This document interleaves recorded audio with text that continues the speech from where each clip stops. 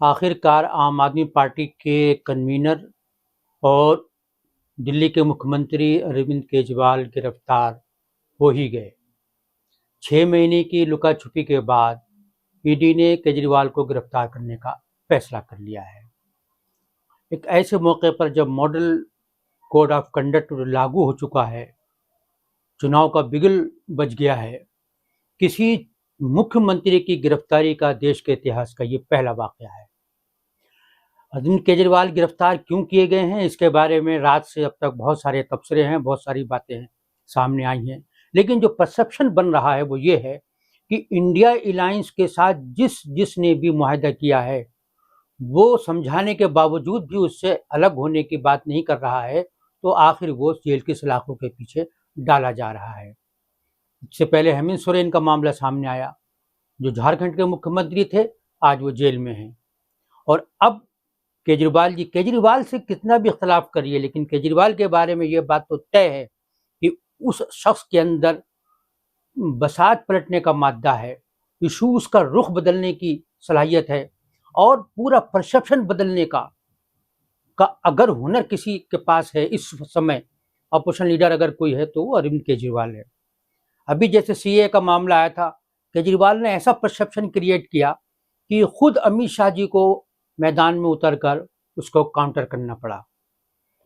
ये वो लीडर है जिसको आज तक बीजेपी हिंदू विरोधी साबित नहीं कर सकी, उस पर मुस्लिम तुष्टीकरण का इल्ज़ाम नहीं लगा सकी, क्योंकि केजरीवाल ने अपनी पॉलिसियों से कहीं उंगली रखने का मौका भी नहीं दिया। भले ही मुसलमानों का एक तबका उनसे उनकी मुस्लिम इशूज़ पर खामोशी से नाराज़ हो, लेकिन केजरीवाल ने हवाओं के रुख को भांपकर अपना रवैया तय करने का और बीजेपी को काउंटर करने की सलाहियत का हमेशा मुजाहरा किया है।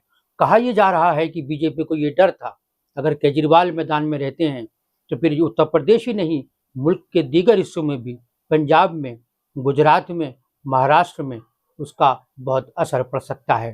तो ये परसेप्शन आखिर बन क्यों रहा है कि बीजेपी अपने उन हरीफों को मैदान से हटाना चाह रही है, और उसने एक खामोश जो मैसेज दिया है वो ये है कि जो हमारे साथ नहीं है वो हमारा दुश्मन है।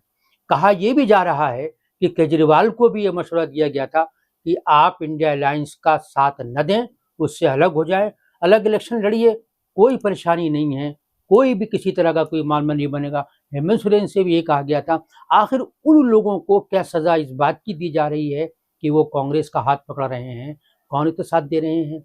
शिवसेना को तोड़ा गया क्योंकि शिवसेना ने सरकार बनाई, कांग्रेस के साथ मिलकर बनाई, एनसीपी के साथ मिलकर बनाई, यानी वो दुश्मन जो कभी हाथ नहीं मिला सकते थे, एक दूसरे के पास आकर इकट्ठा हो गए और अपनी सरकार बना ली। क्या इस बात की सजा शिवसेना को दी गई कि उसके दो टुकड़े कर दिए गए, सरकार खत्म कर दी गई? एक सवाल तो ये है। दूसरा ये है कि क्या केजरीवाल की गिरफ्तारी से बीजेपी वो कुछ हासिल कर पाएगी जिसके बारे में वो सोच रही है? लगता तो नहीं है, लेकिन आने वाले वक्त में पता लगेगा कि आखिर केजरीवाल की गिरफ्तारी का फायदा इंडिया अलायंस को होगा या फिर बीजेपी को होगा।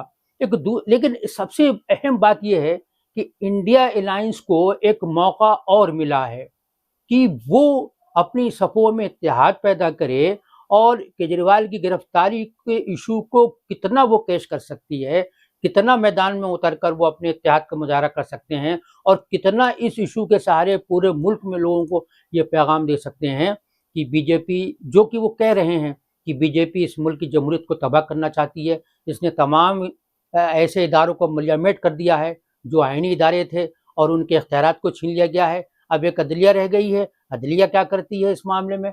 अदलिया के जो आजकल फैसले आ रहे हैं उससे भी सरकार की पेशानी पे शिकन पड़ रही है। दूसरा एक ये है कि ये सिर्फ हेडलाइंस चुराने का मामला नहीं है। यानी आपने देखा होगा कि कल 2-3 चीज़ें ऐसे सामने आई जिससे सरकार की शर्मिंदगी हो रही थी। राहुल गांधी ने और कांग्रेस के दीगर लीडरों ने प्रेस कॉन्फ्रेंस करके ये बताया कि हमारे खाते सील कर दिए गए हैं, और वो फिर चंद करोड़ का मामला है जिसकी वजह से, और वो 30 साल पुराना एक केस है और उसके खाते सील कर दी गई हैं। 200 करोड़ रुपए का जुर्माना भी लगा दिया गया है। वो जुर्माना जो है सरकार के खाते में भी चला गया है, और कांग्रेस को अब एक पैसा नहीं निकाल सकती, बकौल राहुल गांधी, कि हम अब रेलवे का सफर भी नहीं कर सकते, तनख्वाहें भी अदा नहीं कर पा रहे हैं। तो ऐन चुनाव के वक्त में क्या ये लेवल प्लेइंग फील्ड दिया जा रहा है कि सबके लिए यकसा मौका है चुनाव लड़ने का? बजाय तो ये समझा जा सकता है कि कांग्रेस के खाते बंद कर दिए हैं उन्होंने। दूसरी खबर आई कि इलेक्टोरल बॉन्ड के सिलसिले में एसबीआई ने वो यूनिक नंबर दे दिए जिनको मिलाने के बाद ये पता चल जाएगा कि भाई किसको चंदा मिला, किसने किसको चंदा दिया। अब ये भी खबर आ रही है कि जिस आदमी को अरविंद केजरीवाल के केस में शराब घोटाले में सरकारी गवाह बनाया गया था, उसी आदमी ने 2 बार इलेक्टोरल बॉन्ड खरीदा और वो दोनों इलेक्टोरल बॉन्ड जो है वो खरीदा और वो बीजेपी के खाते में चले गए। और एक बार 25 करोड़ का था, एक बार गारमेंट 5 करोड़ का था, इसी के आसपास की रकम है।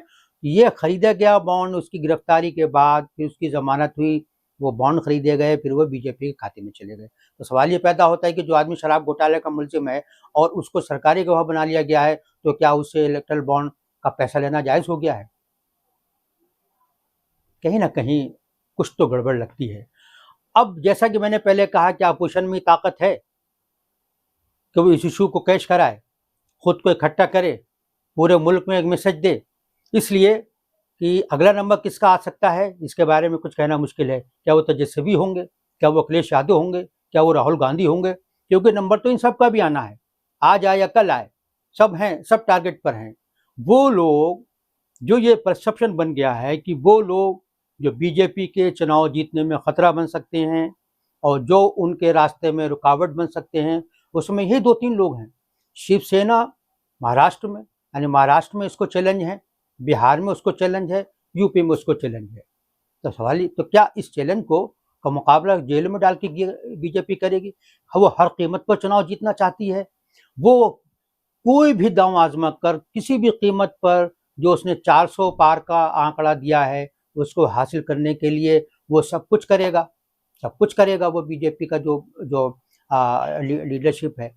ये सवाल तो बनता है, अपोजिशन क्या एक एक करके मरना पसंद करेगी या मुत्तहिद होकर पसंद करना पड़ेगी? ये फैसला उसका है। आज के लिए बस इतना ही।